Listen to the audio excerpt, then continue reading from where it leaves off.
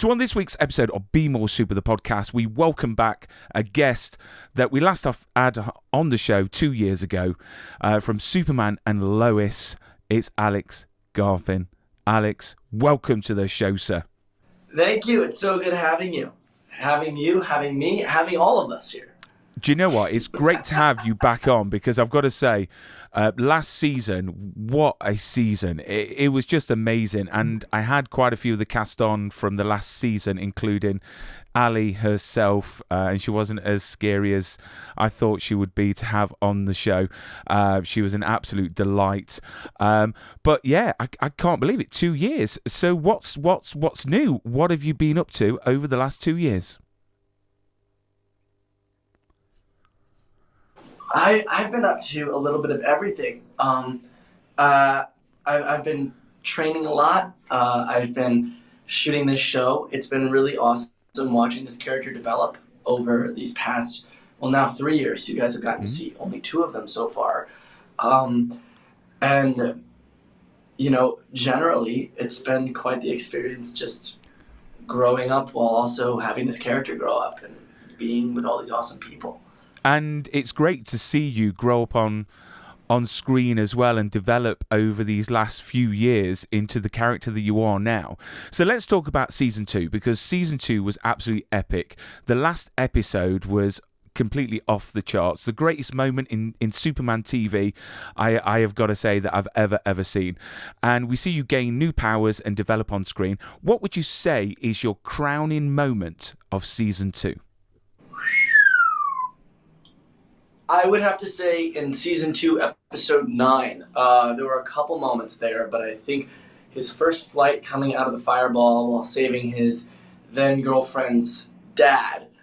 I think in any teenager's life that would be pretty peak. Although for this character as well, it really represented a takeoff of his own into adulthood and more responsibility, as he thought that his father was going to either be gone for longer or may not be around anymore. I mean, I've got to say, the last time we spoke as well, you hadn't gained many powers, but obviously since we last spoke, you've gained so many powers. We see you fly, as you've just mentioned. I mean, how crazy was that to see, so going from filming to actually see yourself on screen with lasers coming out your eyes and you flying through the air? I mean, how cool was that? I mean, it's such an interesting experience because while you're doing it, at first you feel quite silly and then you kind of lean into it, right? You really put yourself there that you're flying, you're shooting lasers out of your eyes. And when you see it, it's almost like you're putting that last visual piece into something that you've already experienced. It's the last piece of the pie, if you will, and then you kind of have the whole picture. And I've realized that the more I go into this, the more it begins to feel like that, rather than something in which I felt silly on the day and it kind of came to fruition afterwards. I mean, I've got to say, the special effects and the stunt work on this show is, well, it never disappoints. It only gets better. And the writing on this show, again, only gets better. It's just incredible. So going on to season 3 that will hit our screens on the 14th of March, the same night as Gotham Knights, which I'm sure everyone else is looking forward to seeing. We cannot wait. I mean, that trailer literally rocked the internet. It was incredible. So what does Jordan's journey look like for this season? What can you talk about and what can't you talk about? Well, if I were to talk about the things I cannot talk about, it would be quite the end for me. But as for the things that I can talk about, I think we can expect a lot of the same of what we have been seeing. It would be reasonable to expect the trajectory to remain on its course. He grows up a lot, emotionally, physically, in the same way that I have over this past year as well. We see him dive into the complexities of, having powers while also being a part of the world that we are all trying to share as people. He, like his father, remains peerless in a lot of ways. So seeing he always thought that he was different, and now seeing that he actually is, it's interesting to see how he reacts to that. whether there's comfort or discomfort found in that, you'll have to watch. I mean, do you think we'll ever see Jordan in a very nice tailored suit to go with his dad? You already saw him in the suit from the funeral. Like, little suit and tie. No, you know what I'm talking about. A bit of tailored. I have a feeling from the show. A bit of like, you know, it would be great. I love my job, and I'd love to keep it. That is fine. Sorry, I missed what you said. Do not. Honestly, I completely understand. Your NDA right now must be twitching. But we'll move on to the next question. So let's talk about Tom Cavanagh, because Tom Cavanagh is literally, I've got a picture of him there on the screen. That good-looking man there. He directs episode 1 of Superman Lois season 3. The episode's named Closer. I mean, what was it like to work with the Reverse Flash? Because apparently the rumours are he's going to be appearing in the last few episodes of The Flash. But as a director, what is he like to work with? I'm still laughing at the picture you got. He's the best, man. I love Tom Cavanagh. He brings so much energy and charisma into the entire process that it makes it feel like while you're there, you're just kind of playing around, which is really the environment as an actor you're looking for. It's whenever we have an actor directing that I think actors respond to a lot. We had David Ramsey from Arrow as well directing. Gregory Smith, who is our producing director, who directs, I believe, the most episodes of the whole series. Yeah, he does. He also was an actor. So having an actor direct is one thing, but also having Tom Cavanagh and all his zany goodness is so much fun. I keep saying to him that we need to do a play on or off Broadway, probably far off Broadway, and it's just the two of us in wiry professor outfits and a whiteboard, and then just action. No script. Just see what happens. Improvised performance. That would be a hit. That would be a hit. Definitely, it really would. But no, I cannot wait to see him as Reverse Flash again.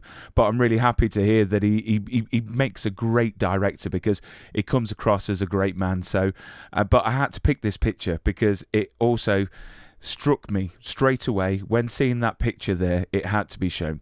So a lot of the cast are coming back this season, and we even get a few more, like Michael Cutlitz, which I've got to say, the internet went wild.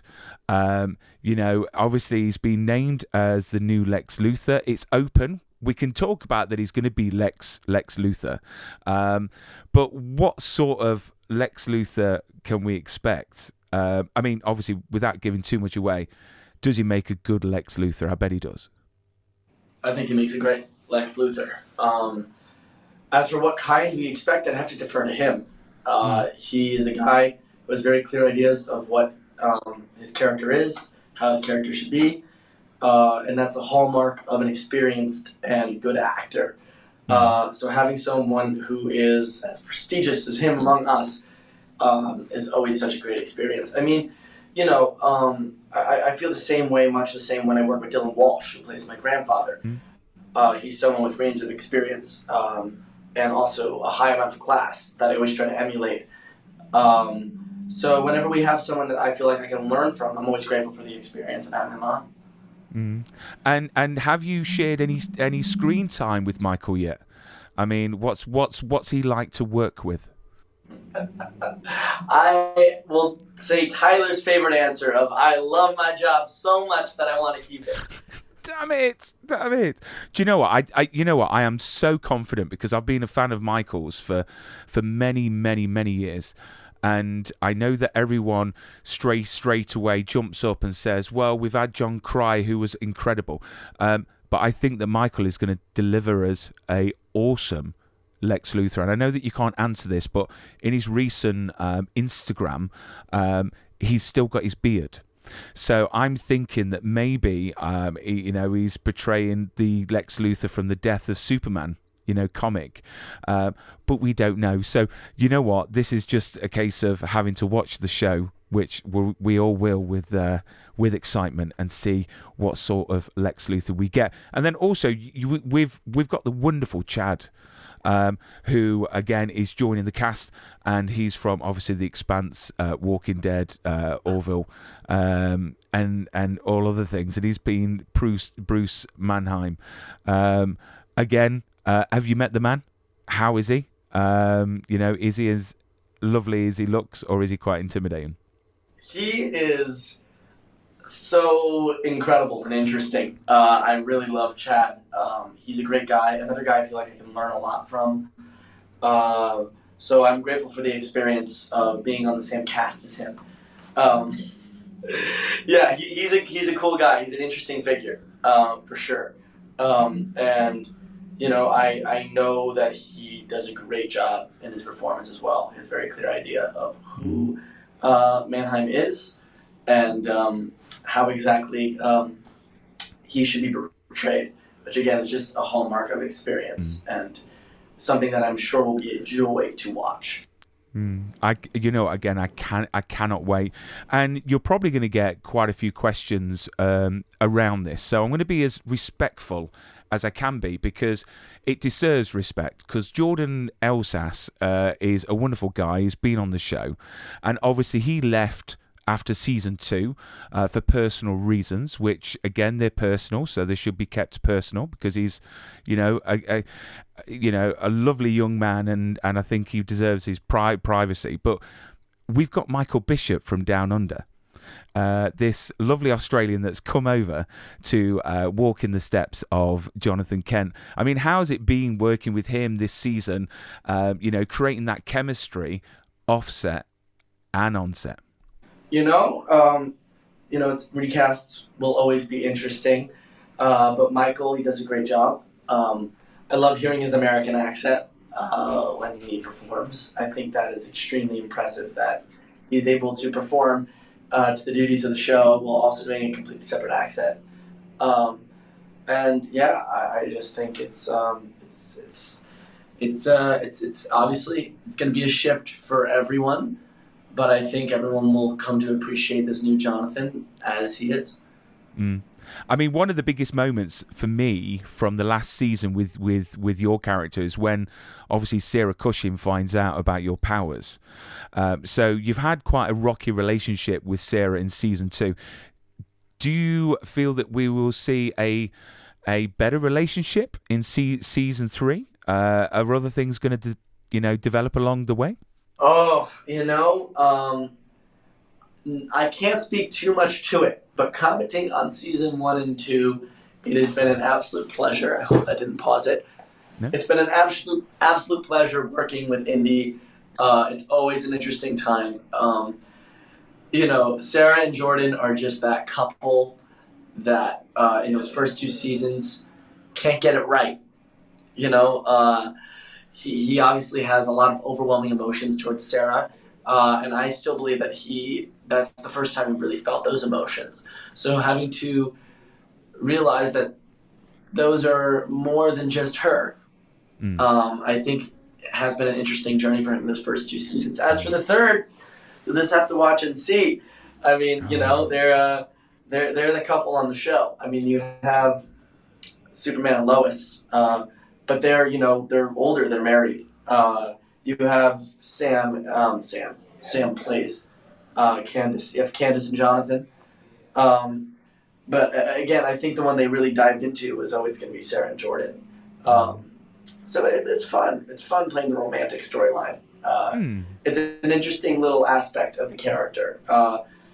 It allows you to paint a more full picture. I mean, off the back of this show, you've done quite a few conventions, and I couldn't believe I missed you when you came to Manchester. Also, did you behave because you can legally drink over in the UK?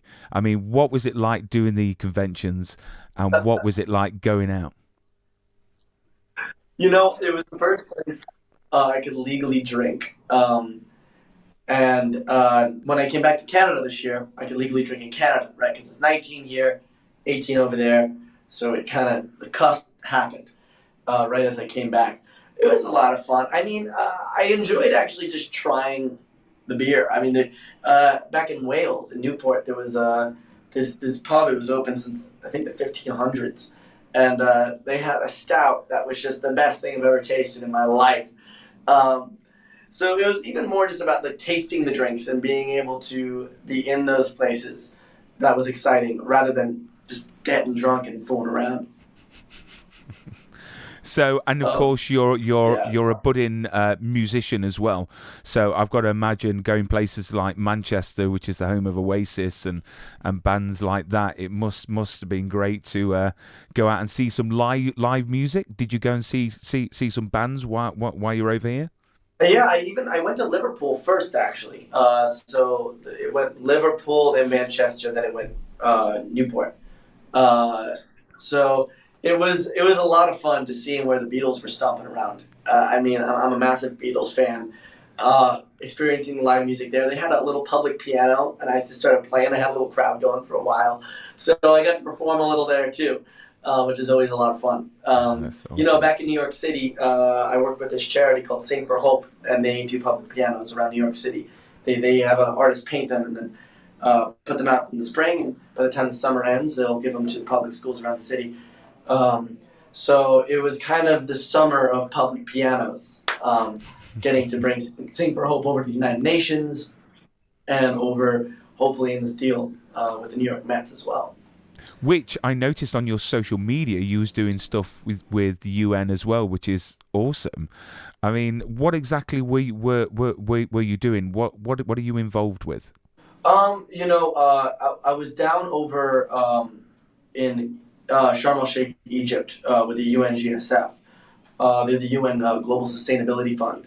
And I made a speech at the UN Global Innovation Hub there, mainly just about generations, our place in history, and why climate change is a reason that we can be hopeful, given that we solve it. It is amazing that I'm in the position that I'm in, right? Because I think for a long point of my life, I never thought I'd be in this position. And now that I'm here, I feel like I'd be a fool if I were not taking advantage of it to contribute the most unique viewpoint I could to help the issues. And those issues mainly being the ones that we can all agree on, which are the future and the well-being of our kids and our grandkids, and ourselves as well. So I'm really happy that I get to have the platform that I do, and I really hope I get to use it in the way that I wish I can. Which is great to see, because there's many celebrities out there that use their platform literally just on TikTok and Instagram, but you obviously are doing some amazing work with it, so it's great to see. So without your NDA exploding right now and people rushing in and dragging you out the office, what can we expect as a whole for season 3? Yeah, I mean, oh wait, no, they got me. They got me. Oh no! They got me. What can we expect for season 3? I think we can expect that Clark will be Clarking. I think Lois will be Loising.